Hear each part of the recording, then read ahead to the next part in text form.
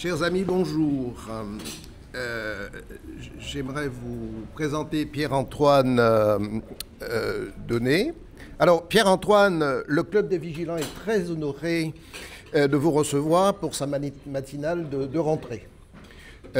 Pour ma part, j'ai l'avantage de vous connaître avant notre rencontre d'aujourd'hui et c'est avec plaisir que je vais vous présenter à notre Assemblée. Vous êtes l'ancien rédacteur en chef central de l'agence France Presse, en poste à Pékin, Tokyo, Varsovie, Moyen-Orient et New York. Vous avez pris votre retraite en septembre 2018 et êtes actuellement le rédacteur en chef du trimestriel Asia Magazine et du site gratuit spécialisé sur l'Asie, asialist.com. Vous êtes également essayiste et l'auteur d'une dizaine de livres consacrés à l'Asie, dont les plus récents sont Chine, l'Empire des illusions, Japon, l'envol vers la modernité, et un nouvel ouvrage à paraître, si je ne m'abuse, en novembre sur Taïwan, Taïwan, survivre libre. Je vais sans tarder vous céder la parole afin que nous rentrions de plein pied au cœur du thème de notre matinale, à savoir naufrage indirect de l'Amérique de Trump et victoire annoncée de la Chine de Xi. Mais juste avant, quelle impression retirez-vous de votre récent séjour de 2 semaines à Taïwan? Merci à vous tous d'être venus ce matin. De bon matin et avec un temps un peu variable. Et merci bien sûr à Anne de m'avoir invité aujourd'hui à m'exprimer devant vous. Et merci aussi à Freddy pour cette introduction par trop élogieuse. Alors je me retrouve, moi j'ai passé ma carrière à être journaliste. J'ai travaillé pendant presque 40 ans à l'agence France Presse. Et en général j'étais de l'autre côté. C'est-à-dire c'est moi qui posais des questions et j'écoutais ce qui se disait. Et là, donc, maintenant, le rôle est parfois inversé pour moi, et ça n'est pas toujours très facile. Alors, pour répondre à ta question, Freddy, c'était, je ne sais pas, mon combienième séjour à Taïwan. J'y avais séjourné 1 an entre août 1979 et août 1980 pour apprendre le mandarin, qui est donc l'une des langues chinoises, mais aujourd'hui très largement majoritaire. Et j'y suis depuis retourné à de nombreuses reprises. Et à chaque séjour, je dois dire que je suis vraiment profondément surpris par une certaine nonchalance à Taïwan, en tout cas une absence totale de nervosité ambiante, alors qu'à 150 km de l'autre côté du détroit de Taïwan, il y a cette Chine immense où résident 1,4 milliard de personnes. Alors qu'à Taïwan, c'est un petit État qui a la superficie voisine de celle de la Suisse ou de la Belgique et où ne vivent que 24 millions d'habitants.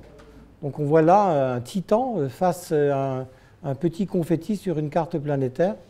On pourra y revenir tout à l'heure. En tout cas, j'y trouve également, et là je pense que c'est finalement le mot qui me vient à chaque fois à l'esprit, c'est une certaine sérénité. Les Taïwanais sont sereins parce qu'en fait, la menace chinoise, elle ne date pas d'hier, elle date depuis plus de 70 ans, quand Mao Tse-tung a pris le pouvoir avec le Parti communiste chinois à Pékin le 1er octobre 1949. Donc vous voyez, ce n'est pas hier, mais on va y revenir. Donc le thème d'aujourd'hui, c'est le naufrage des États-Unis et la victoire annoncée des États-Unis. Alors annoncée, je mets ça avec beaucoup de guillemets, parce que ça sera d'ailleurs ma conclusion, l'histoire ne s'écrit jamais à l'avance. Elle peut changer du jour au lendemain. Et d'ailleurs, elle a effectivement, cette histoire mondiale, changé du jour au lendemain, le 5 novembre 2024, avec l'élection de Donald Trump. D'une façon démocratique, c'est la démocratie à l'américaine, avec des grands électeurs, mais c'est une élection démocratique qui doit être respectée. Et donc son retour à la Maison-Blanche, le 20 janvier 2025, pour moi, a été la date d'une bascule intégrale du monde d'aujourd'hui vers l'inconnu. Et là, par contre, j'affirme ce mot, l'inconnu, parce que ce monsieur est tellement imprévisible, ses colères sont tellement nombreuses, qu'on ne peut vraiment pas expliquer d'abord, d'une part, son comportement, sauf à dire qu'il est quand même très souvent enfantin. Et là, je dirais plutôt autour d'un âge de 5 ans que de 12. Et il est imprévisible, c'est-à-dire qu'en fait, les alliés des États-Unis, comme les rivaux des États-Unis, ne savent pas très bien ce qu'il va faire le lendemain. Je pense que lui-même, le matin, quand il se rase, il doit se demander « qu'est-ce que je pourrais faire aujourd'hui pour surprendre le monde ?» Donc, j'en viendrai d'abord comme propos liminaire au fait que depuis le 20 janvier, de facto, et là je pense que ce sont vraiment des faits avérés, le 47e président des États-Unis n'a pas cessé de faire des cadeaux à la Chine populaire. Alors je vais, dans le temps qui m'est imparti, 20 minutes, en faire très brièvement, non pas l'exhaustivité, mais quelques exemples. Ça a commencé par la suppression de l'USAID, qui est un programme qui avait été créé en 1961, qui était au cœur du soft power américain, qui a représenté en 2024 des aides de 47 milliards de dollars, versées donc comme sous forme d'aide, donc pour la plus grande partie non remboursable, à 120 pays et régions du monde. Et c'était destiné essentiellement à des populations déshéritées, soit bien sûr victimes de la pauvreté, mais aussi de la maladie, si bien que ces programmes venaient à l'aide de populations qui en avaient grandement besoin et qui, du jour au lendemain, n'ont plus ça. Et pour moi, c'est une décision d'une très grande stupidité, parce qu'outre le fait qu'elle crée maintenant, évidemment, des milliers de décès, du fait de gens qui ne sont plus aidés, notamment sur le plan médical, parce que les crédits sont coupés, mais c'est également, pour le soft power américain, une défaite totale. Et je pense qu'elle est contre nature. Je ne peux pas comprendre qu'on utilise un prétexte de dire que c'était un ramassis de marxistes invétérés ennemis de l'Amérique pour supprimer un tel programme. Ça ne tient pas debout. C'est un non-sens historique pour moi.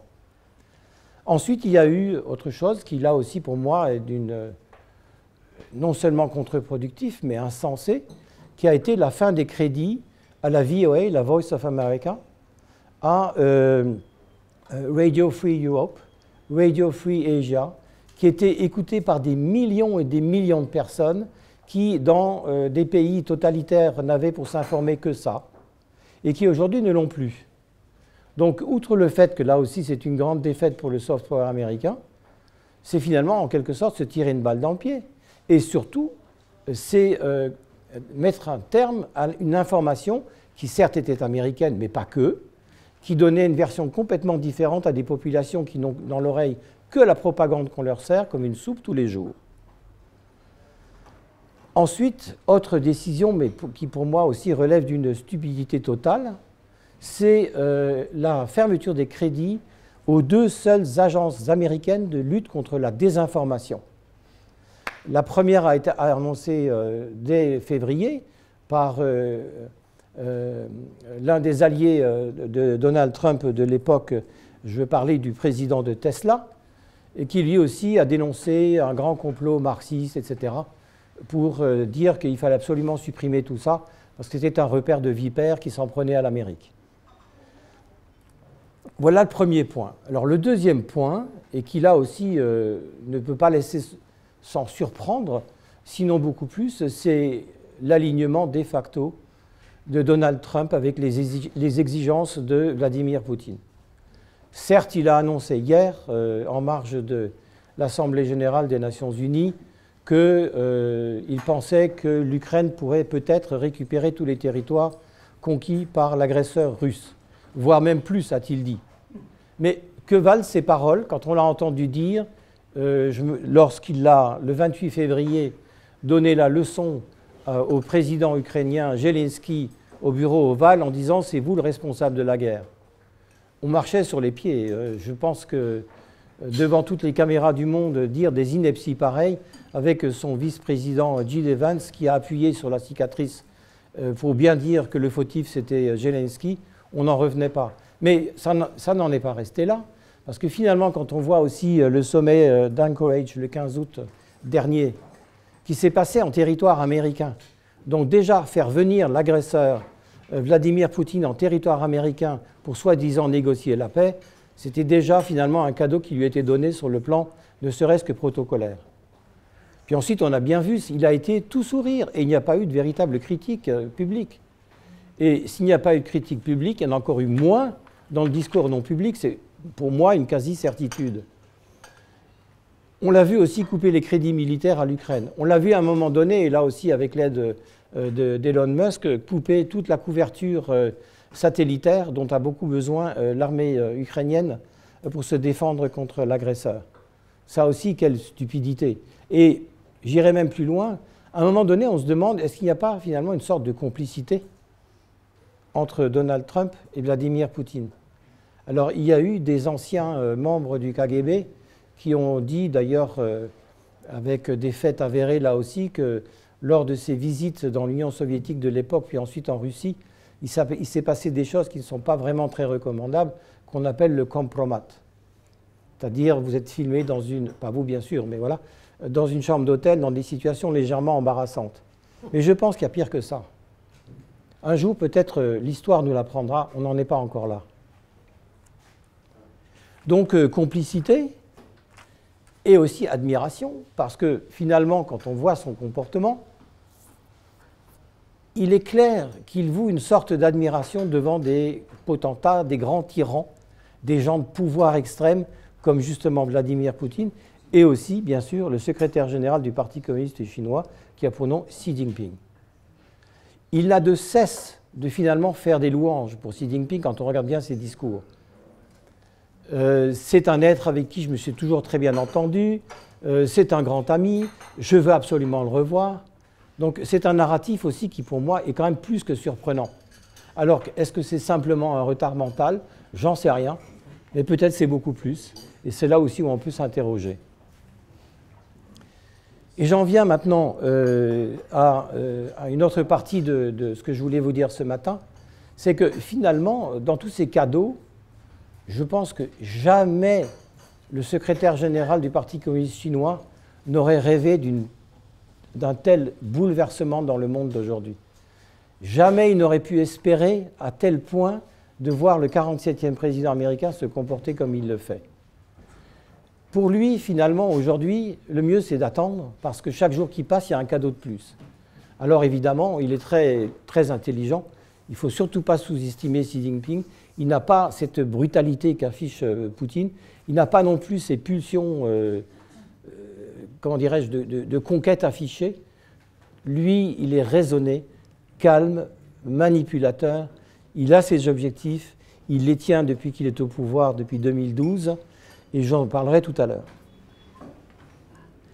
Donc, on en arrive aujourd'hui à, finalement, un tandem Chine-Russie, dont je me souviens, il y a encore quelques mois, certains disaient « non, ça n'est pas une alliance stratégique, pas du tout, c'est un concours de circonstances où l'un et l'autre y trouvent chacun un intérêt respectif, mais ça n'ira pas au-delà ». Mon œil, je crois qu'aujourd'hui, après ce défilé sur la place Tiananmen le 3 septembre, il n'y a plus guère d'illusions à se faire, c'est vraiment une alliance stratégique qui est là pour durer. Et d'ailleurs, maintenant, Xi Jinping ne s'en cache plus. Il s'affiche devant les caméras, là aussi, du monde entier avec Vladimir Poutine. La Chine n'a jamais condamné explicitement l'opération spéciale, entre guillemets, lancée contre l'Ukraine par l'armée russe. Jamais. Bien au contraire, 3 semaines avant le début de ces opérations, le 4 février 2022, Vladimir Poutine était à Pékin officiellement pour assister à l'ouverture des Jeux d'hiver qui étaient organisés en Chine. Mais l'objectif était ailleurs, il était de revoir, ce qui tous les deux d'ailleurs s'appellent l'un l'autre les meilleurs amis, pour discuter de l'avenir du monde.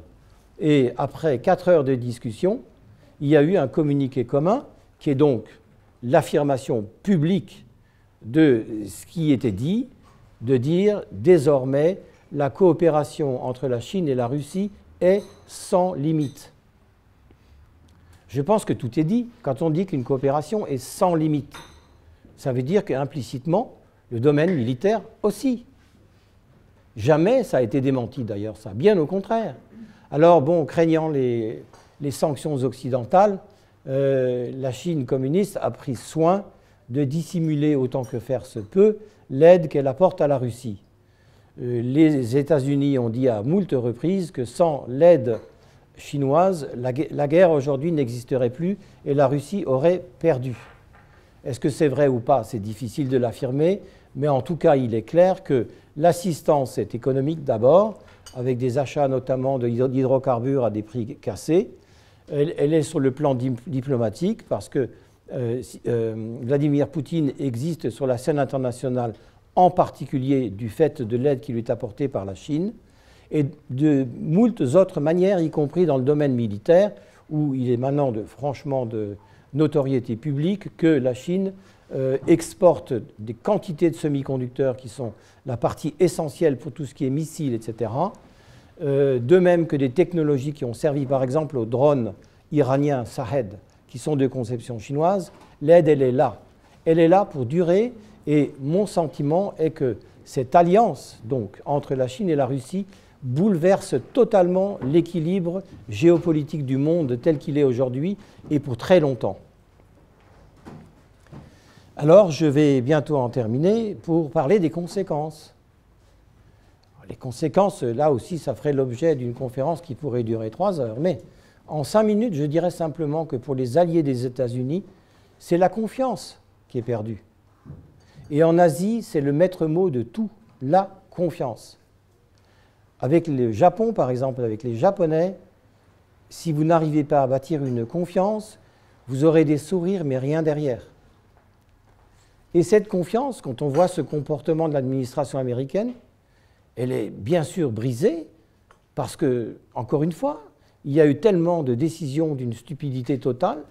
Et aussi, je n'ai pas parlé des tarifs douaniers, 20% pour Taïwan, plus pour le Japon, alors que pour la Chine, il y a un sursis de nouveau de 90 jours, c'est 0% pour le moment. Mais pourquoi? Comment? Alors, ces pays asiatiques, que ce soit le Japon, la Corée du Sud, les Philippines bien sûr, qui sont agressées presque quotidiennement par l'armée populaire de libération en mer de Chine du Sud, et puis plus loin l'Australie bien sûr, la Nouvelle-Zélande, ne font que s'interroger et de se dire nous devons nous préparer au pire, c'est-à-dire que les États-Unis ne seront pas là en cas d'urgence, et donc il nous appartient maintenant de préparer notre avenir, peut-être ensemble, sachant que l'histoire régionale est très complexe et que ça ne peut pas se faire du jour au lendemain. Donc tout ça pour vous dire que mon sentiment est que tel que je vois le monde aujourd'hui, je pense que le temps travaille pour la Chine. Combien de temps ça va durer? Je n'en sais rien. Alors un dernier mot, enfin 2, rapidement, le cas de Taïwan, je ne peux pas en dire beaucoup, sauf que prendre militairement Taïwan, ce serait peut-être relativement aisé, surtout s'il n'y a pas d'intervention américaine. Il y a un gros point d'interrogation de savoir ce qu'il ferait ou non en cas d'invasion militaire. Ceci étant dit, je pense là aussi Xi Jinping suffisamment malin pour dire que j'attends, le fruit va tomber tout seul un jour. Donc les méthodes sont différentes, c'est bien sûr la désinformation, ce sont des tombereaux de désinformation avec maintenant l'IA générative qui donne des facultés puissance 10 à la désinformation qui se déverse sur la population taïwanaise. Le but est de diviser, de semer les désaccords au sein de la classe politique, de semer le doute dans la population, de se dire, ça fait longtemps qu'ils tiennent le discours, par exemple, ne comptez pas sur les Américains, ils ne seront pas là le jour venu. Ça fait des années qu'ils le disent, mais maintenant, c'est dit de façon différente, avec des clips visuels qui durent 20 secondes, où vous avez le président taïwanais Lai Ching-te qui est montré sous la forme d'un clown désarticulé. On ne peut pas poursuivre les auteurs, vu qu'avec cette technologie, on ne sait pas qui l'a faite, etc. Donc Taïwan, pour moi, une guerre chaude demain, je n'y crois pas. Après-demain, non plus. On ne peut pas l'exclure. Certes, évidemment, non. Mais pour autant, les intimidations et militaires et cybernétiques et autres sont là et continueront de s'intensifier pour justement terroriser la population de Taïwan. Ils n'y arrivent pas pour le moment. Alors, dernier point, et l'Europe dans tout ça? Alors, moi, je pense qu'à quelque chose, malheur est bon, parce que le moment de vérité est là pour nous, Européens. comme il est aussi d'ailleurs pour une partie de l'Asie, notamment l'Asie de l'Est. C'est que finalement, ce grand malheur finalement de voir ce comportement du 47e président des États-Unis est pour nous, un, le révélateur de nos faiblesses, mais deux, surtout, un grand appel à réagir. Donc je pense que pour les Européens, on le voit déjà maintenant, la réaction est là et la chance est là d'aller plus loin que de toutes les divisions qu'on a connues depuis la création de l'Union européenne pour enfin comprendre que l'avenir est entre nos mains, pas dans celle des États-Unis. Donc on y gagnera, je pense, en maturité pour affronter ce monde extrêmement troublé comme il ne l'a jamais été depuis 1945. Mais j'en terminerai juste pour dire qu'effectivement, comme j'ai dit tout à fait au début, nul ne peut dire ce que sera le monde dans un an, nul ne peut prédire le cours que prendra l'histoire. On a aujourd'hui une tendance, elle peut continuer telle qu'elle est et même croître, ou au contraire, elle peut être interrompue par, finalement, l'histoire, c'est souvent des revers dont on ne s'attend pas du tout, ou un élément qui paraît tout petit et qui finalement grossit et qui fait changer tout. J'en ai terminé et je vous remercie.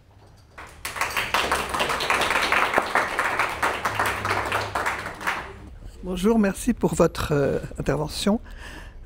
Ma question, elle est pourquoi les républicains aux États-Unis qui voient, je veux dire, ces aberrations, qui sont quelque part contre leurs opinions la plupart du temps, pourquoi n'y a-t-il pas le moindre sursaut, ou quasiment pas, de leur part? Alors, je n'ai vécu que 2 ans aux États-Unis, mais j'y ai été à maintes reprises. Je ne suis pas du tout un expert des États-Unis, mais en revanche, quand même, c'est vrai que je m'y intéresse maintenant beaucoup, vu tout ce qui se passe. Et je pense que le traumatisme de la victoire de Trump a été tel qu'ils ont du mal à s'en relever. Je pense qu'il y a aussi, notamment dans l'élite des républicains, un grand regret du fait que Joe Biden ne se soit pas retiré quand il aurait dû le faire. Et on voit aujourd'hui dans tout ce qui est public que finalement son entourage, mais pas que son entourage, un certain nombre de décideurs l'ont soutenu, ce qu'ils n'auraient pas dû faire. Donc quand Kamala Harris s'est vue confier les responsabilités d'être la candidate, elle n'avait que très peu de temps pour asseoir son autorité, pour proposer une alternative aux Américains, et le temps a manqué. Alors ensuite, ma foi, les démocrates sont eux-mêmes aussi très divisés. Donc c'est vrai qu'on ne voit pas apparaître aujourd'hui de figures importantes qui puissent réunir, rassembler pour demain. Ceci étant dit, ce qui se passe en ce moment aux États-Unis est tellement grave que même s'il y a des populations ignares, comme d'ailleurs partout ailleurs dans le monde, qui ont fait la victoire de Trump, il y a quand même la raison qui est là et qui reprendra le dessus face à des tendances qui, pour moi, sont néofascistes de la part de l'équipe de Donald Trump. Je dis néofasciste parce que bon, c'est un mot qui peut être galvaudé. C'est pour ça que je dis néo, parce que les formes de fascisme ont bien évolué depuis. Et voilà. Alors, où ça ira? Je pense que plus la tendance sera dans cette direction de Trump, le discours qu'il a prononcé hier devant l'Assemblée générale des Nations unies, où il n'a fait que finalement vomir l'institution des Nations unies, mais c'est abject. La veille ou l'avant-veille, quand il y avait cette cérémonie pour marquer l'assassinat de cette personne qui était d'extrême droite, mais moi je suis tout à fait contre la violence, je trouve que ça a été un drame terrible. Quand il a dit « je déteste tous mes opposants », je déteste, I hate, je hais, I hate, hate de la part d'un président américain. Mais je ne sais pas comment on peut dire en langage pareil. Donc, il est en passe, peu à peu, je l'espère, d'être peu à peu discrédité. Je ne sais pas combien de temps ça prendra, j'espère simplement que ça arrivera. Oui, mais justement, ma question, elle porte plus sur les républicains, dont certains sont raisonnables et doivent être quand même consternés par ce qui se passe, et qui est pas, parce que la majorité est finalement très faible. Oui, et donc, pourquoi n'y en a-t-il pas, je ne sais pas, 4 ou 5 qui réagissent? Vous savez, je pense qu'il y a 2 facteurs. Un, il y en a qui se sentent légèrement coupables et qui préfèrent ne pas prendre la parole. Parce qu'immédiatement, ils seraient descendus en flammes par d'autres. Voilà. Et ce ne sont pas des petites figures, ce sont des gens très connus. Et puis 2, il y a la peur. Très sincèrement, la peur est là. Je pense que les méthodes qui sont employées par Trump, J.D. Vance et les autres, mais sèment la peur, tout simplement. Et la peur, c'est quoi? C'est la soumission. Pour moi, peur égale soumission. Et donc, ces gens-là n'osent pas sortir du lot. Il y en a quelques-uns qui l'ont fait. Il y en a qui ont dit c'est le plus grand danger pour les États-Unis et pour le monde, Donald Trump. Ils l'ont fait, mais c'est vrai que c'est encore une petite minorité. Mais là aussi, vous savez, les équilibres politiques sont par essence mouvants. On a une situation A aujourd'hui, elle peut être B demain. Donc aux États-Unis, vous voyez, quand on voit tout ça, les États-Unis qui en 1945 ont été ceux qui ont finalement établi les règles du jeu mondial sur la base des valeurs universelles, les renier comme le fait aujourd'hui Donald Trump, ça ne peut que marquer les esprits intelligents. Et finalement, ils sont quand même très nombreux. Il n'y a pas que des imbéciles, bien loin de là. Donc c'est pour ça que j'ose dire que je pense que la situation évoluera, j'espère, dans une bonne direction, sans qu'il y ait trop d'effusion de sang et sans qu'il y ait de guerre civile. Parce que ça peut arriver aussi. Parce que les États-Unis, c'est un peuple malheureusement violent. Oui, bon, moi je voudrais simplement demander, je suis québécoise, et je me demande ce que fait mon Canada dans tout ça. Le cher cousin. Ben, le Canada, voyez-vous, justement, il a été très courageux.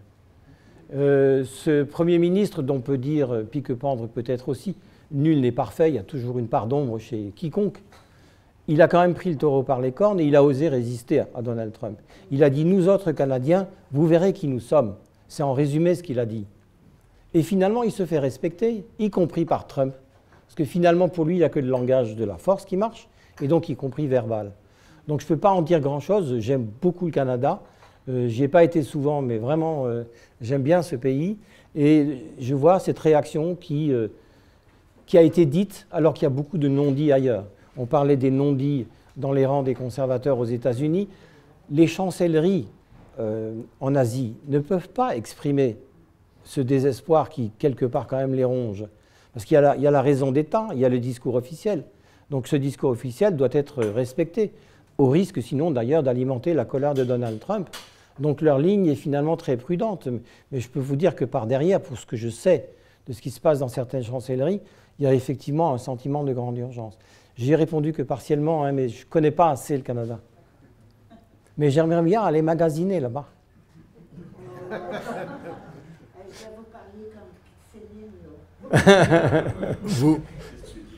Vous avez parlé de la fourniture de composants de la Chine à la Russie. Qu'est-ce qui, d'après vous, explique le fait que Taïwan soit leader sur un certain type de composants clés pour l'intelligence artificielle, etc. Qu'est-ce qui explique que cette petite entité Taïwan est leader sur un certain nombre d'aspects? Alors, je vais vous dire, il y a pour moi deux facteurs essentiels. Le premier, c'est ce que j'appelle le génie chinois. Parce que quand même, je veux dire, on peut brosser l'image qu'on veut, et pour ma part, c'est certainement évidemment négative de ce que fait le Parti communiste, mais il y a aussi derrière des ingénieurs qui sont de toute première qualité. Ils l'ont montré depuis maintenant 30 ans, comment ils ont copié, ensuite amélioré nos technologies, que ce soit le nucléaire civil. Là, je crois que c'est patent. On s'est fait écraser, nous, alors qu'on a vendu toute notre technologie sans vraiment retour. Et deuxième facteur, c'est des success stories qui étaient permises aux États-Unis, notamment pour des Chinois qui venaient y immigrer. Donc le patron de Nvidia, qui est la première capitalisation boursière dans le monde, de ce que je crois savoir, c'est là une image extraordinaire de quelqu'un qui est parti de rien pour ensuite monter une entreprise qui aujourd'hui est ultra dominante dans un monde de demain dont moi, franchement, je n'ai plus l'âge de savoir ce qui sera, parce que tout change tellement rapidement, mais notamment du fait des semi-conducteurs. Et juste pour vous dire, le géant des semi-conducteurs mondial est évidemment taïwanais, vous le savez tous, c'est TSMC, mais à lui tout seul, c'est 93% de la production mondiale des semi-conducteurs de dernière génération, c'est-à-dire de 3 nanomètres et moins. Donc c'est une puissance considérable. Donc évidemment, ça fait partie du soft power de Taïwan, il y en a d'autres, mais TSMC est évidemment est bien au courant des menaces qui pourraient peser sur Taïwan, et donc a lui aussi eu le génie, entre guillemets, de délocaliser, y compris aux États-Unis, maintenant aussi au Japon, et avec une usine qui va se monter dans l'ex-DDR, donc l'ex-Allemagne de l'Est, aussi pour des composants. Oui, bonjour Hubert Kirchner, je travaillais beaucoup dans l'industrie, notamment l'industrie microélectronique. TSMC, c'est quand même de la techno américaine et européenne à la base, et c'est une société de fabrication, comme vous venez de le dire, et pas une société d'ingénierie. Pourquoi c'est arrivé là-bas? Parce que les Américains, comme les Européens, voyaient que les salaires étaient beaucoup plus faibles dans les dragons, puisque à l'époque on appelait ça les dragons. Et donc ils sont venus s'installer à Taïwan. Et les Chinois étant aussi intelligents que nous, il n'y a pas de raison, eh bien on en fait une merveilleuse réussite. Mais encore une fois, ce qu'il y a dans les usines de TSMC, c'est fabriqué et conçu aux États-Unis, en Europe. Je voudrais rajouter une chose quand même, c'est que de ce fait, des fleurons justement de ce secteur comme Intel se sont endormis sur leur laurier et donc ont accusé un retard qui maintenant est catastrophique.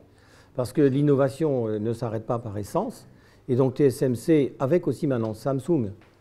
Samsung, c'est un Sud-Coréen, alors il est loin derrière, mais quand même, il a pris son essor également. Et c'est vrai que, je crois même un peu aussi sur la conception quand même, ils ont pris de l'avance. Bonjour. Bonjour, Merci pour votre exposé. Vous avez dit qu'il y avait pas mal de décisions stupides de la part de Trump. Et c'est vrai que ça peut provoquer chez nous une forme d'indignation. Je me demande si on ne regarde pas ça de notre référentiel et que dans le référentiel qu'il cherche à imposer, qui est celui d'une forme de fascisme, hein, vous l'avez dit, tout ça n'est pas parfaitement cohérent. Et je me demande si notre attachement à des valeurs que je partage, hein, de non-violence, ne nous empêche pas de réagir de façon appropriée à la nouvelle situation qui, oui, est scandaleuse, mais elle est là. Oui, je rejoins ce que vous dites.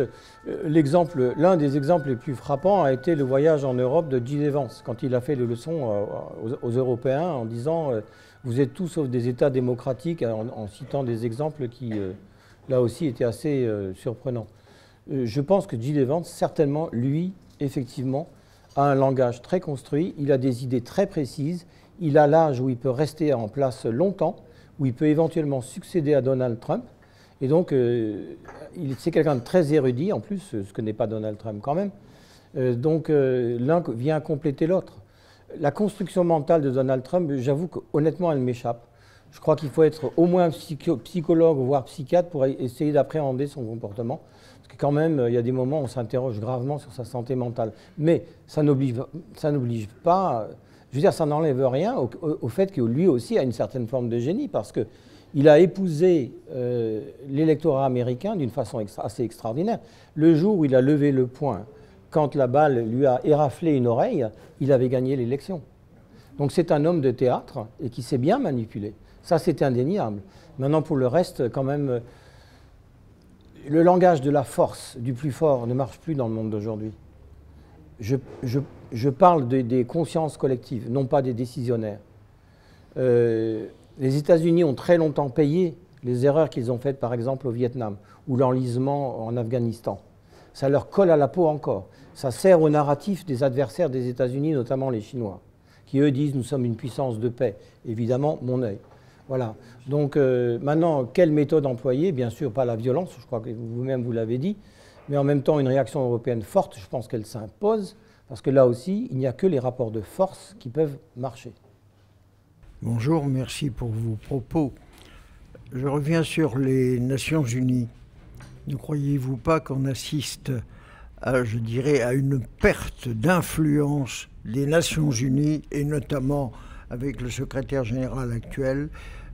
En définitive, à Manhattan, c'est devenu un centre de conférence où chacun vient vociférer ou critiquer tel ou tel.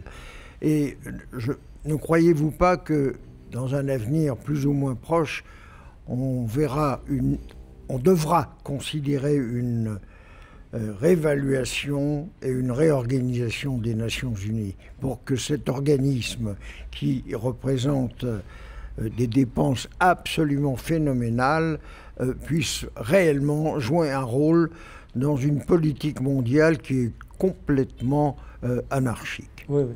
Mais écoutez, vous avez, à mon sens, 100 fois raison. Il se trouve que mon dernier poste à l'étranger pour l'AFP était celui de correspondant aux Nations Unies à New York.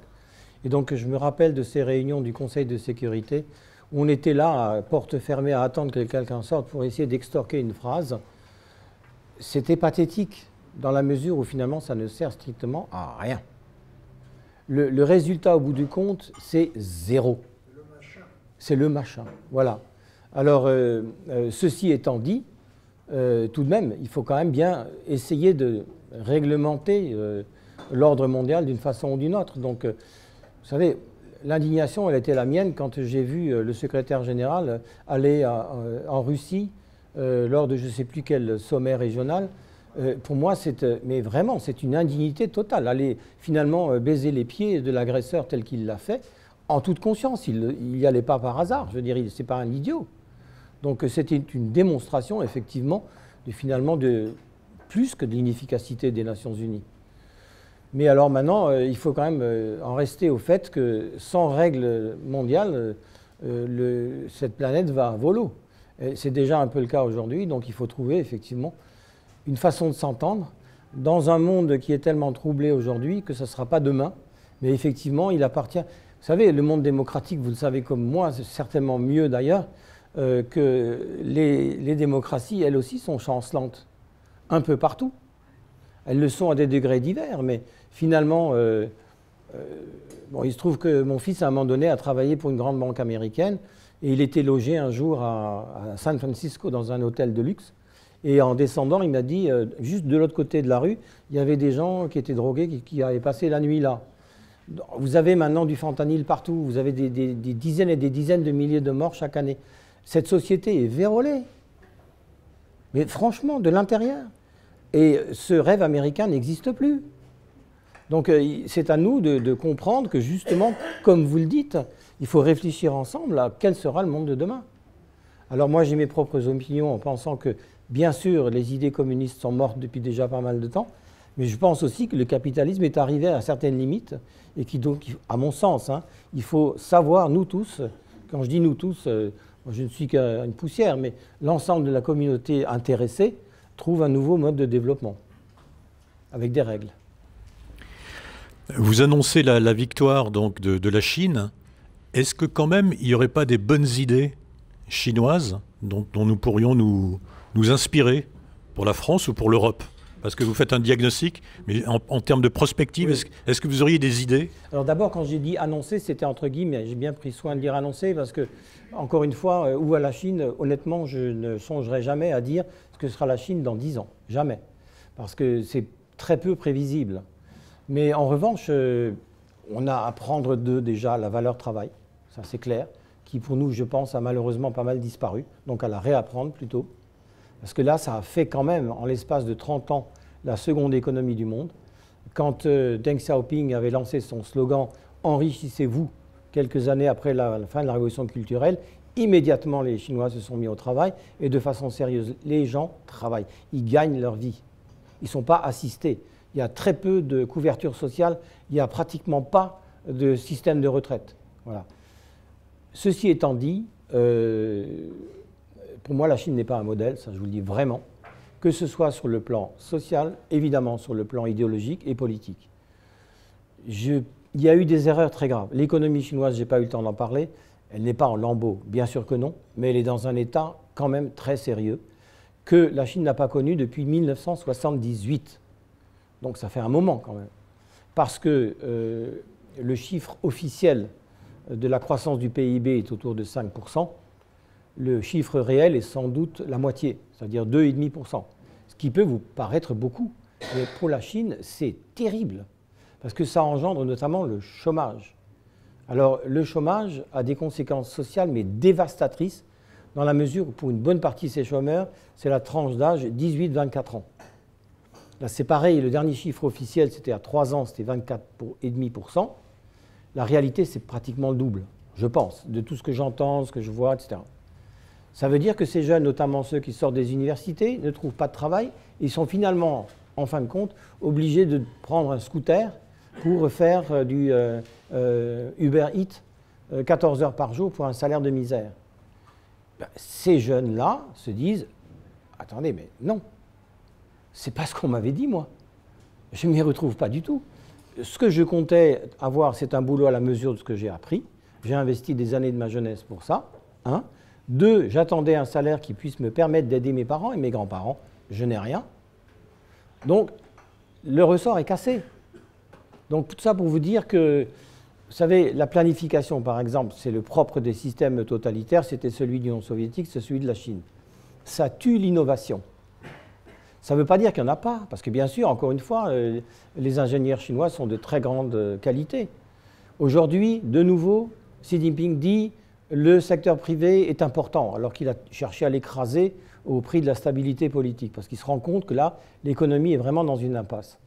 Donc pour moi, ce rêve, l'un des rêves de Xi Jinping, qui était de devenir la première puissance économique du monde, ce n'est pas pour demain. Parce que, pour d'autres raisons, quand une économie arrive à maturité, c'est partout pareil, elle commence à faiblir, à ralentir. Voilà. Mais non, je ne vois pas beaucoup d'enseignements pour nous à chercher dans le modèle tel qu'il est. Je rajouterai une chose, c'est que, là c'est moi ce qui m'attriste le plus, c'est que finalement en empruntant des idées occidentales, notamment celles du marxisme, pour faire fonctionner la société chinoise, on détruit tout ce qui était vraiment chinois. C'est-à-dire les racines culturelles, que ce soit les philosophies, les religions, les arts, la littérature et autres, ils s'emploient à déraciner tout ça parce que ce sont des ennemis potentiels de cette culture matérialisme qui est le marxisme. Merci de votre exposé. Donc, je voudrais vous poser deux questions. La première concerne l'Allemagne et l'alliance germano-chine. L'alliance, pardon ? L'alliance entre l'Allemagne et la Chine.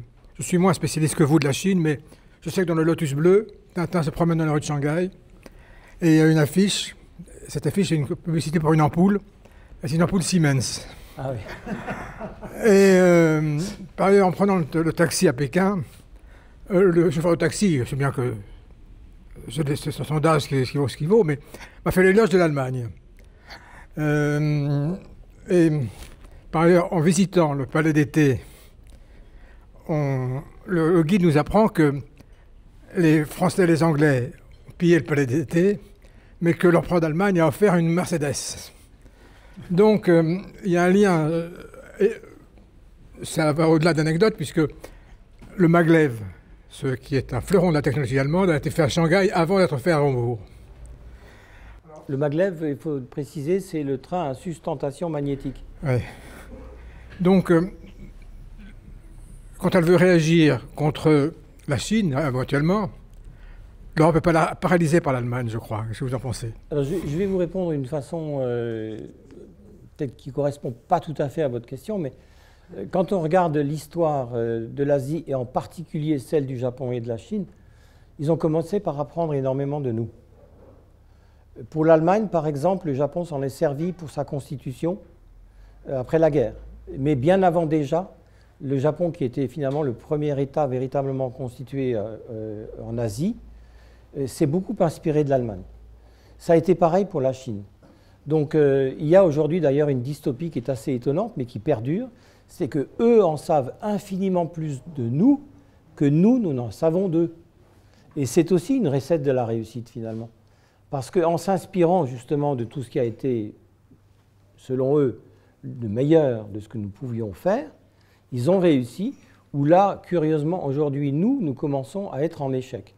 Pour reprendre juste l'exemple du nucléaire civil, j'ai toujours cet exemple en tête que les premiers 2 réacteurs EPR qui ont été mis en ligne l'ont été en Chine en 2018, sur la côte sud-est de la Chine, grâce aux technologies européennes et tout particulièrement celles de la France.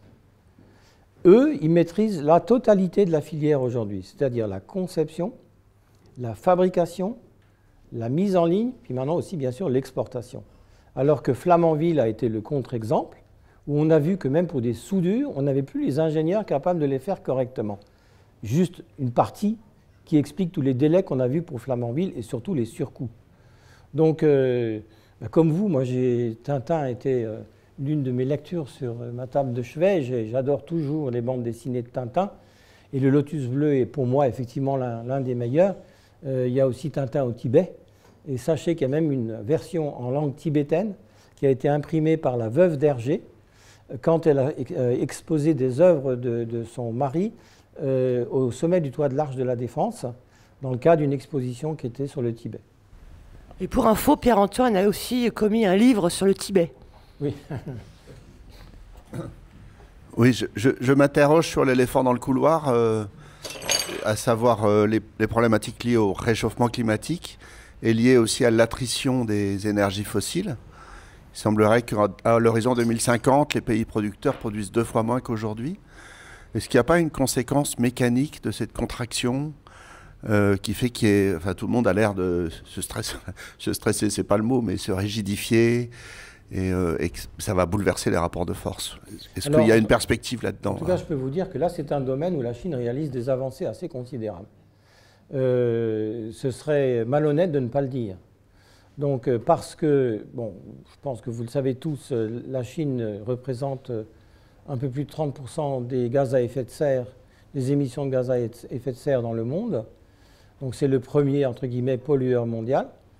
Il faut rajouter immédiatement qu'une partie de ces 33%, ce sont les émissions causées par des entreprises ouvertes par des Occidentaux pour y produire là-bas du fait des coûts moindres. Donc on a là aussi notre part de responsabilité, mais l'énergie verte, du fait justement, et là ça rejoint votre question, du degré de protestation populaire devant ce qu'ils ont vécu du fait des conséquences du réchauffement climatique en Chine. Alors ça a été la pollution des rivières, ça a été des terres arables qui ne l'étaient plus, ça a été des expropriations de paysans comme on peut le voir en Chine de façon terrible. Ça a été aussi de l'air devenu irrespirable. Nous, quand on vivait avec mon épouse à Pékin dans les années 80, les hivers, on avait des ciels bleus extraordinaires avec une lumière intense. À part les quelques jours de tempêtes de sable qui venaient du désert de Gobi, il y avait ça. Ensuite, il y a eu dans les années, ça a commencé au début des années 80 de façon grave, des taux de cancer du fait justement d'une pollution atmosphérique considérable qui ont été mis sous le tapis un certain temps, et puis sont venues les manifestations populaires. Donc ils ont été forcés de réagir. Et aujourd'hui, on voit que non seulement c'est les premiers producteurs de panneaux photovoltaïques, mais il y a toutes ces initiatives de replanter des arbres justement dans le désert de Gobi, bon ça marche plus ou moins, mais aussi l'accent mis justement sur tout ce qui est énergie verte pour demain. Et là, je dois dire qu'ils sont en avance sur nous. C'est un fait avéré là aussi. Merci beaucoup. 2 questions suite à votre discours passionnant. La première, c'est que, est-ce que vous ne pensez pas que la natalité, l'évolution de la natalité ne va pas aussi transformer le monde? Oui. Quand on voit 0,7 enfants en moyenne par femme en Corée du Sud, qui est le plus bas du monde. Exactement. Ça, c'est une première question. Et la deuxième, si vous avez parlé de l'OTAN aujourd'hui qui travaille pour la Chine, et j'aimerais que vous développiez ce que vous entendez par là. L'OTAN? Oui. Oui. Alors, pour votre première question, la démographie est un domaine absolument passionnant parce que c'est un vecteur fondamental du monde de demain.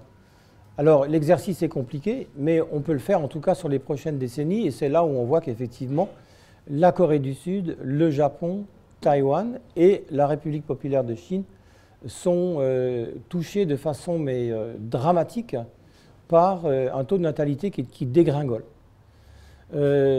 Si bien qu'en Chine, là c'est pareil, ce sont des chiffres officiels, donc toujours à prendre avec des pincettes, il y a 3 ans déjà, il y avait plus de décès que de naissances en Chine. Alors après, les démographes se mettent à l'ouvrage, regardent ce qui va se passer dans les 50 prochaines années, exercice forcément périlleux, mais malgré tout, on voit que si cette tendance se poursuit, et elle peut encore d'ailleurs s'accélérer, là on aura une population chinoise qui risque de tomber à moitié de ce qu'elle est aujourd'hui. Donc sur le plan économique, ne serait-ce que sur le plan économique, évidemment, ça bouleverse tout. Les personnes âgées deviennent majoritaires en termes de population. 2, il n'y a plus de main-d'œuvre pour faire tourner les entreprises. Et 3, il y a un élan qui est brisé. Alors quelles en sont les causes? Là, on les connaît aussi. Elles sont partagées, je pense, y compris avec d'autres pays occidentaux. Mais en Chine, j'y vois encore autre chose, moi. J'y vois aussi une forme de protestation ultime de la jeunesse contre le modèle qu'on leur impose, non pas qu'on leur propose, mais qu'on leur impose, dont ils ne veulent pas. Et donc, à écouter des témoignages que j'ai de façon diverse, que je ne vais pas expliciter aujourd'hui, eh bien, pour une partie de ces jeunesses, bien sûr, on ne peut pas faire d'amalgame, mais en tout cas, on peut quand même sortir quelques éléments qui sont révélateurs. Pour beaucoup de ces jeunes, non seulement ils ne veulent pas se marier, ça c'est une chose, mais surtout ils ne veulent plus faire d'enfants, comme étant là aussi une forme de protestation en disant, vous, les caciques du régime, vous, les octogénaires, voire nonagénaires, ce que vous nous proposez, on n'en veut pas. Vous voulez nous l'imposer, et bien dans 20 ans, dans 40 ans, il n'y aura plus personne pour être membre du Parti communiste chinois et vous allez de la sorte vous effondrer. Bon, je réponds que partiellement à votre question. Alors pour la deuxième question, non, l'OTAN réagit. Je crois que c'était en 2018 ou 2019. Emmanuel Macron avait qualifié l'OTAN étant en mort cérébrale. Alors à l'époque, stupéfaction générale, mais il avait, je pense, partiellement raison, parce que c'est vrai qu'effectivement, d'abord, personne ne s'attendait à ce qui est arrivé quelques années plus tard, mais il y avait une forme de démobilisation. Et ce que fait Poutine là, ces dernières semaines est révélateur aussi de tests qui sont pour l'OTAN, de savoir comment elle va réagir. C'est des dizaines de pays ensemble qui ont pour... c'est inscrit dans les statuts, l'un d'eux dit « un pays attaqué, c'est l'ensemble de l'OTAN qui est attaqué, il faut donc réagir ensemble ». Ces 21 drones qui ont atterri sur le sol polonais, c'était bien entendu pas du tout une erreur, mais c'était pour tester l'OTAN. De la même manière, il y en a eu aussi quelques-uns en Roumanie. Il y a eu un phénomène étrange aussi, je crois, à Copenhague avant-hier. Tout ça tient d'une volonté, là aussi, je pense, assez réfléchie de la part de Vladimir Poutine de voir jusqu'où il peut aller. J'ai tendance à dire que de toute façon, il faut parfois croire un dictateur parce qu'il dit lui-même ce qu'il va faire de temps en temps. Ça a été le cas, si on l'avait écouté vraiment, de Poutine déjà bien avant le début de l'opération spéciale. On ne l'a pas fait. Or, il y avait des chercheurs américains et aussi des membres des services compétents pour dire attention. Bon. Et ben moi, je pense tout simplement que Poutine a dans l'idée de ne pas se limiter à l'Ukraine, ça c'est clair et net. Donc si l'OTAN ne se réveille pas réellement, par des actes et non pas des discours, eh ben, on court à un engrenage qui va continuer jusqu'au jour où il sera peut-être trop tard. Moi, je ne suis pas un militaire, mais je regarde ça d'une façon voilà, un peu distante, mais malgré tout, avec une légère inquiétude. Est-ce que vous pourriez nous dire quelques mots sur la façon dont vous voyez la relation entre la Chine et l'Inde? Parce que c'est un peu « je t'aime, moi non plus ». Oui, bien sûr, mais c'est surtout moi non plus. Il faut quand même raison garder. Parce que là aussi, merci M. Donald Trump qui avait infligé 50% de tarifs douaniers à l'Inde. Comme ça, crac. Alors que 3 semaines avant, il était prêt à embrasser sur la bouche Narendra Modi. C'est une image. Eh bien, l'Inde a été jalouse de son indépendance depuis le premier jour. L'Inde a toujours joué de façon intelligente sur le plan diplomatique pour mettre des œufs un peu partout, pour essayer de trouver un équilibre. Elle n'a jamais fait de choix entre la Chine et les États-Unis. Jamais. Comme d'ailleurs d'autres pays aussi en Asie. Et c'est une façon intelligente de voir les choses pour son propre développement dans son pays, pour en retirer les bénéfices autant que faire se peut. Là, cette provocation américaine, de ces 50% de tarifs douaniers, l'ont finalement amené à décider d'aller à Pékin. Alors il n'a pas été à Pékin, mais à Tianjin pour la réunion de l'OCS, qui est l'Organisation de coopération de Shanghai, qui a d'ailleurs été créée par la Chine il y a quelques années, pour justement offrir une sorte de contre-pouvoir au G7, etc. Il y a été pour faire la nique en disant « Très bien, vous jouez ce jeu, mais moi je suis là ».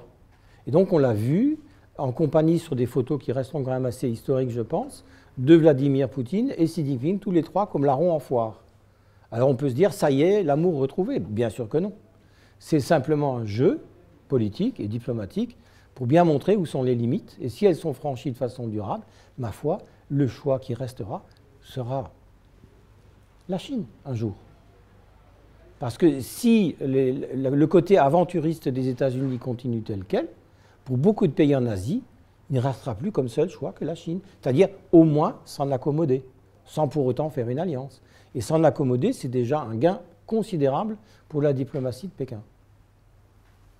Alors je ne vais pas refaire l'histoire, mais vous savez tous qu'en 1962, il y a eu un affrontement frontalier entre l'Inde et la Chine qui a été meurtrier.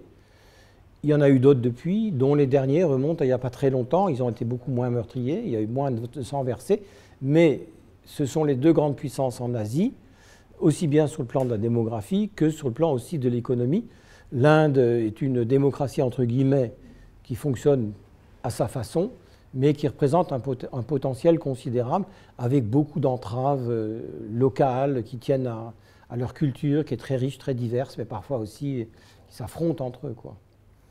Voilà. Et Modi est un nationaliste, comme le sont beaucoup d'autres dans le monde d'aujourd'hui. Vous nous avez dit, en sorte, il faut se mettre à l'école de l'Extrême-Orient. Parce que eux se sont bien mis à l'école de l'Europe lorsqu'il s'est agi de développer leur puissance. Alors, vous avez évoqué aussi le fait que la Chine avait abandonné sa culture. Enfin, mais je me souviens d'avoir lu dans Lecture pour tous, qui date de cette époque-là, qu'au moment de la prise de Pékin par les troupes franco-britanniques, les Chinois, comme moyen de défense, développaient des cerfs-volants au-dessus de leurs murailles avec peint des dragons pour faire peur. Mais ça n'a pas été efficace. Alors, que pensez-vous de l'inefficacité du droit dans tous les domaines? Malheureusement, aujourd'hui, c'est la loi du plus fort. Donc le droit s'efface très souvent. Et surtout le droit international qui n'est que esquissé tel qu'il est. Mais pour reprendre votre image, ça a fait dire aussi plus tard à Mao Tse-tung que les États-Unis n'étaient pas un cerf-volant, mais un tigre de papier. Et c'était aussi une image pour essayer d'imprimer dans la conscience populaire dans son pays le fait que les États-Unis pouvaient paraître une grande puissance, mais elles n'en étaient pas une. À l'époque, c'était faux, bien sûr, ça faisait partie de la propagande, mais aujourd'hui, ça devient vrai. Alors, ma foi, le droit international, je ne peux pas vraiment vous répondre. Un, je ne suis pas juriste, mais surtout, les inconnues sont trop grandes, parce que je ne lis pas dans le mar de café, je ne sais pas ce qu'il adviendra de notre planète telle qu'on est parti. Je pense simplement, comme je l'ai dit tout à l'heure, c'est que le bon sens est là, il reviendra, et ça, j'en reste quand même persuadé, et que je dirais néanmoins qu'il y a quand même une amnésie collective, que malheureusement la jeune génération ne sait pas ce qu'a été l'histoire qu'ont vécu leurs parents ou leurs grands-parents, qu'ils vivent dans une bulle qui est la leur et qui est souvent assez hermétique sur les grands enjeux du monde d'aujourd'hui. Ça, je le vois à Taïwan, par exemple. Et ça, c'est quand même très inquiétant. Parce que si vous voulez, à partir du moment où cette amnésie collective gagne du terrain, parfois, on ne tient plus compte des leçons de l'histoire. Et si c'est le cas, alors là, toutes les aventures sont permises. Mais je ne peux pas en dire beaucoup plus, vous savez. Voilà. Alors c'est intéressant, vous évoquez le tigre de papier de Mao pour parler des États-Unis.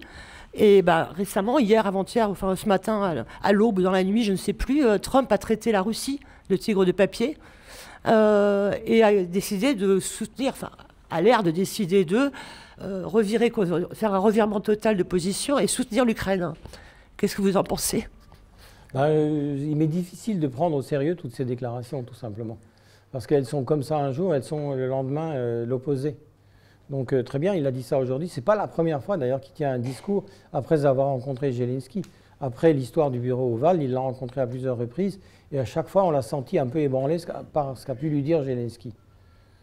Mais jusqu'à quel point il va maintenir cette ligne, honnêtement, j'en sais absolument rien. Il a tellement commis de dégâts déjà au jour d'aujourd'hui qu'il a créé une dynamique. Et je pense que vous savez tous que si les dynamiques qui sont importantes, ce ne sont pas les faits isolés, mais ces faits isolés-là, accrochés l'un à l'autre, créent une dynamique. Et quand elle est là, elle dure pour des années. Alors renverser la dynamique telle qu'on la voit aujourd'hui prendra du temps, même si Trump devait prendre conscience des enjeux tels qu'ils sont. Pierre-Antoine, deux petites questions. D'abord une observation. Vous dites dans votre ouvrage L'Empire des illusions que le développement économique est désormais pour la Chine au second plan. Il avait été la priorité absolue, mais ne l'est plus. Que doit-on saisir dans le sens de ce propos. La deuxième question, que reste-t-il de la collégialité des 7 permanents de la Chine de l'époque antérieure? Alors, je dois dire d'abord en préalable que tous les dirigeants de la Chine communiste, quels qu'ils aient été, avaient pour priorité, dite ou non dite, la stabilité politique. Le Parti communiste chinois a surmonté des épreuves abominables pour certaines, comme par exemple le Grand Bond en avant, où il y a eu à peu près entre 40 et 60 millions de personnes mortes de faim, avec des scènes d'anthropophagie. Il y a eu ensuite la révolution culturelle, où là aussi il y a eu des millions de morts et des persécutions abominables des intellectuels. Il y a eu ensuite le massacre de la place Tiananmen le 4 juin 1989.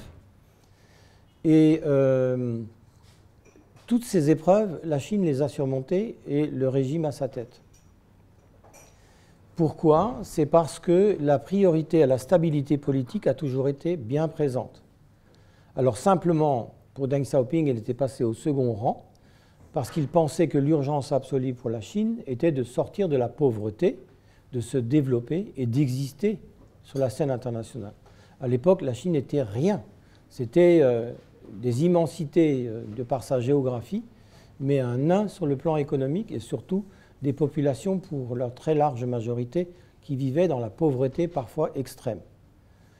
Ensuite, il y a eu des équilibres plus ou moins mouvants et il y a eu l'arrivée en novembre 2012 au pouvoir de Xi Jinping qui, lui, s'est fait comme devise la stabilité politique avant tout.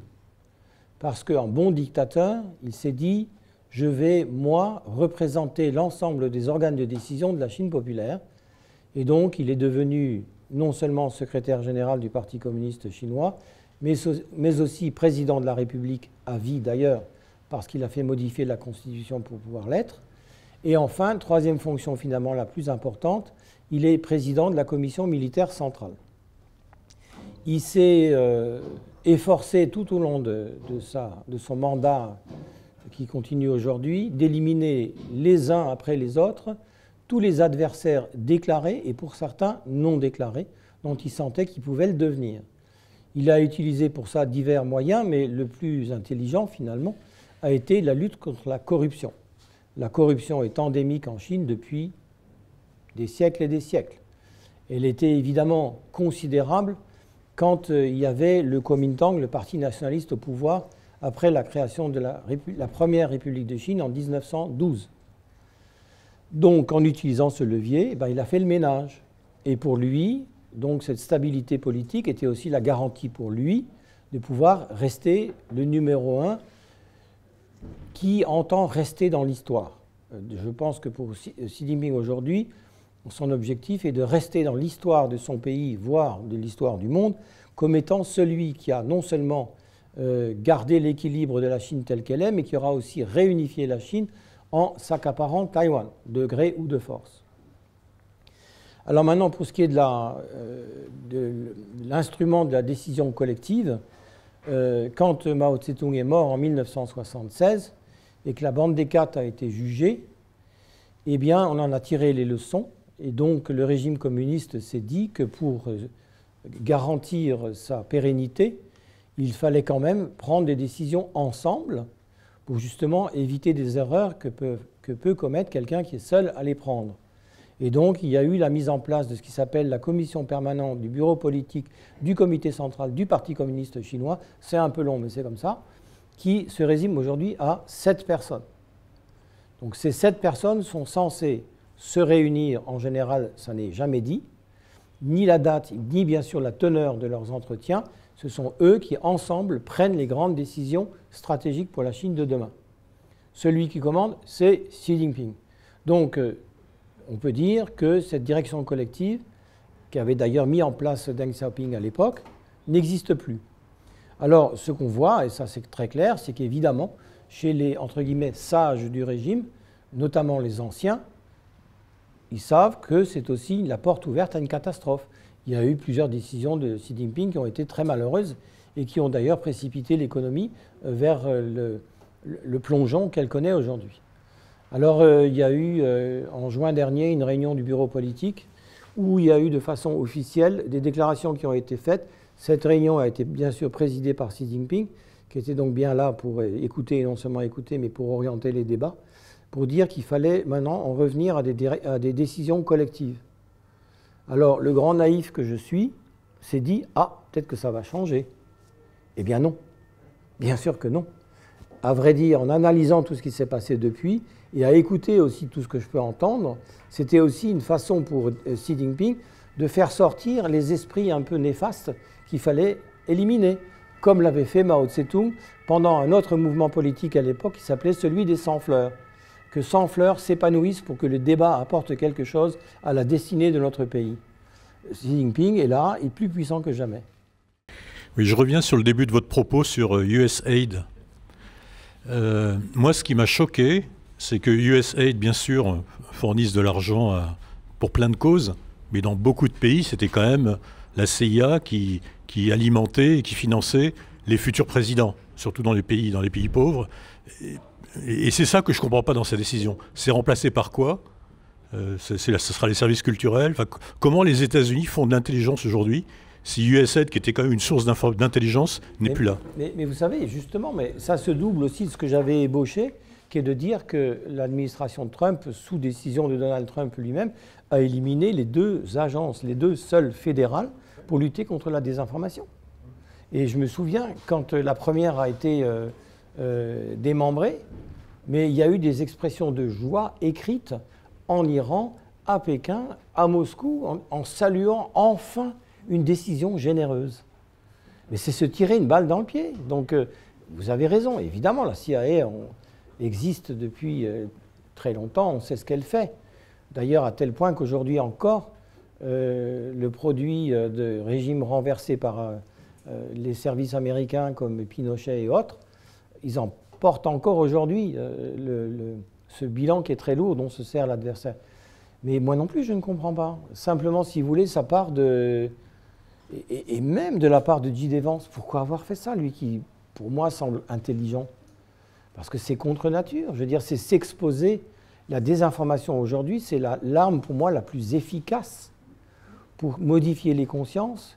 Et donc, en modifiant les consciences, ouvrir la porte à des déséquilibres internes tels que, justement, ça permet l'arrivée au pouvoir de potentats.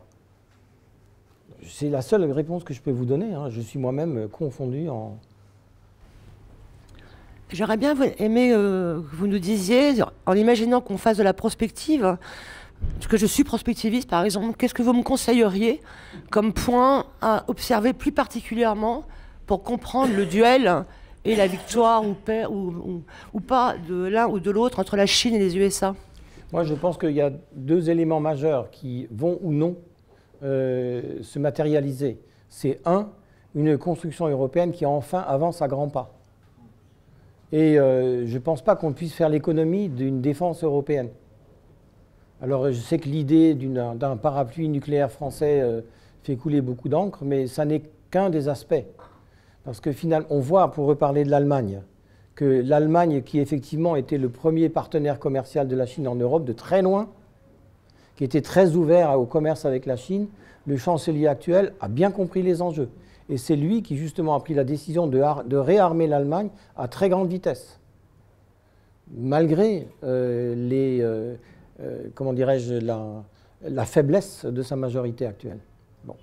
Ensuite, le deuxième élément, c'est ce que fera justement l'Asie de l'Est et les autres pays en Asie du Sud-Est. Est-ce qu'ils vont, pour certains, se rallier ou en tout cas faire un coteau devant la puissance chinoise?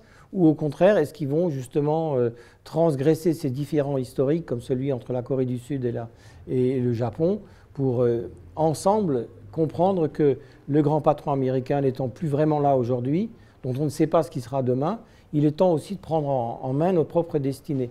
Pour le peuple japonais, par exemple, c'est essentiel.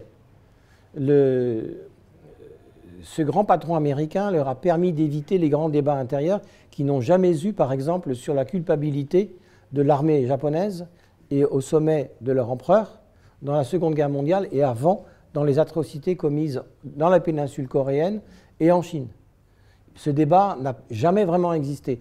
Je crois que tout ça, ça sera peut-être un élément moteur pour plus de maturité. Je ne peux pas en dire beaucoup plus, parce que je n'en ai pas les qualités, quoi. Donc il faut observer le Japon, par exemple. Oui, bien sûr, mais le Japon est un laboratoire extraordinaire, parce que lui aussi connaît des difficultés économiques. On voit bien que son économie arrivée à maturité connaît toute une série de questions. Il y a la question démographique, il y a la question de l'immigration qui pour les Japonais est essentielle, parce que ça a été pendant des siècles un pays fermé sur le monde, et une immigration qui est là pour nourrir l'économie, parce que sans les étrangers, elle ne fonctionnera pas vraiment. Donc toutes ces grandes questions sont là, et il y a aussi une forme de modernité au Japon qui nous échappe, comme aussi d'ailleurs à Taïwan ou en Corée du Sud. La Corée du Sud, c'est une démocratie réelle, mais c'est encore un patriarcat vraiment bien installé. Ce qui n'est pas le cas à Taïwan, mais qui l'est encore aussi au Japon. J'avais cité l'Europe qui prend conscience de la nécessité de s'organiser, se grouper. Mais en Europe, nous avons 3 pays, la Hongrie, oui. Hein, la Slovénie et la Slovaquie, pardon, également, qui sont difficiles à gérer, hein, qui ne veulent pas suivre la stratégie européenne, et ça risque de poser un gros problème. Et concernant la Hongrie, on assiste à un pôle d'attraction extraordinaire pour l'industrie automobile chinoise depuis l'année dernière. Alors, je ferai 2 réponses. La première, c'est que dans toute association, tout groupement, a fortiori pour l'Europe, ça n'est jamais tout à fait uni. Je veux dire, il y a toujours des dissensions. Elles sont connues, les positions de la Hongrie et de M. Orban. Elles sont importantes parce que comparé à la Slovaquie, c'est un pays beaucoup plus grand et qui, comme vous le dites, a une surface économique différente. Bon, ça existe. Pour autant, ce ne sont pas des idiots non plus.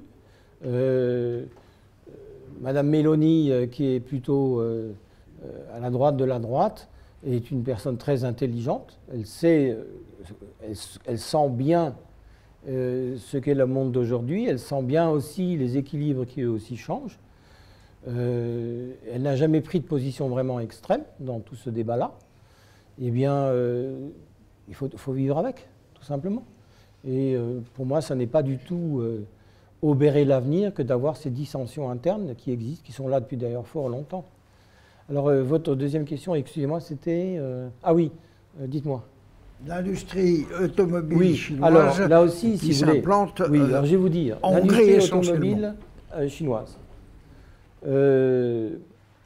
Pour certains, c'est une catastrophe annoncée, on va être envahi de véhicules électriques chinois. Alors, la menace existe, mais il faut savoir là aussi qu'il y a aussi un talon d'Achille, que ce géant qui paraît être un géant invulnérable ne l'est pas.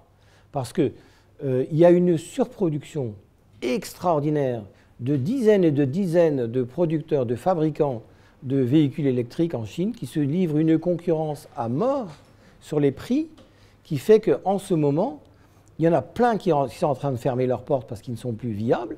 Il n'y a que les grands qui vont peut-être continuer d'exister et qu'en face en Europe, il y a aussi une réaction.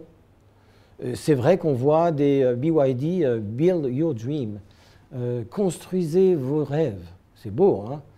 En achetant un véhicule électrique qui est 10 000 € moins cher, par exemple, je ne sais pas moi, d'une Volkswagen électrique. Bon. Mais ça n'est pas pour autant qu'ils vont envahir tout. D'abord parce que la filière des véhicules électriques, je ne suis pas sûr qu'elle soit au final vraiment la meilleure, parce qu'il y a d'autres composants qui quand même posent de graves questions, notamment sur l'environnement. Et les batteries, il faut savoir que beaucoup d'éléments constitutifs des batteries électriques, ce sont des jeunes enfants en Afrique qui vont chercher le nickel ou autre. Plein de questions se posent. Donc il faut relativiser. Je veux dire, il y a toujours l'effet d'annonce où tout le monde se dit « bon, c'est une bataille perdue, c'est pas la peine de la livrer ». Non, pas du tout. Alors c'est vrai que l'industrie automobile européenne est en profonde crise, ça c'est clair. Elle va durer des années. Moi je ne suis pas un expert, mais on le voit. Stellantis est à l'arrêt là, à Poissy pour des semaines. Bon, voilà, mais c'est pas pour autant que l'histoire s'arrête. Donc on peut garder espoir, hein, de ne pas se faire bouffer par les Chinois. Moi je pars en vacances loin de tout. Hein. Oui, sur l'industrie automobile, il faut être quand même conscient que le marché chinois, automobile dépasse la somme du marché européen et du marché américain automobile. Oui, mais je rajouterai une chose, c'est qu'aujourd'hui, les revenus des foyers chinois sont en baisse accélérée et que ça, c'est vraiment dans la tête des Chinois, c'est quand une crise commence à s'esquisser, on garde notre pognon, on thésaurise, on épargne. Ce qui fait que la consommation intérieure en Chine est en train de chuter, et y compris sur tout ce qui est achat, par exemple, de véhicules automobiles. Donc oui, c'est vrai, la situation est comme ça, mais elle va... Oui, en partie, oui, c'est vrai, c'est vrai. Vous auriez un mot de la fin pour nous, pour qu'on garde espoir ou qu'on le perde définitivement, je ne sais pas. Non, moi, je dis une chose toute simple, c'est que c'est même pas tellement une question d'espoir, je pense que c'est tout simplement une question de nature humaine.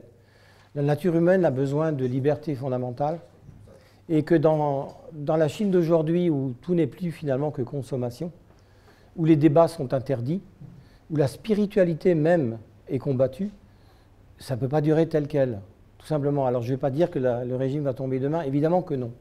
Mais là aussi, je pense que c'est tout simplement la raison humaine qui veut que finalement chacun, tant que faire se peut, soit son libre arbitre dans un monde organisé où il y a des règles de comportement. Et puis voilà, donc... Et voilà, et donc restons vigilants. Merci beaucoup. Vous avez parfaitement raison, c'est là le terme, restons vigilants et réactifs. Et réactifs. En tout cas, ne jamais baisser les bras, jamais. Merci Pierre-Antoine.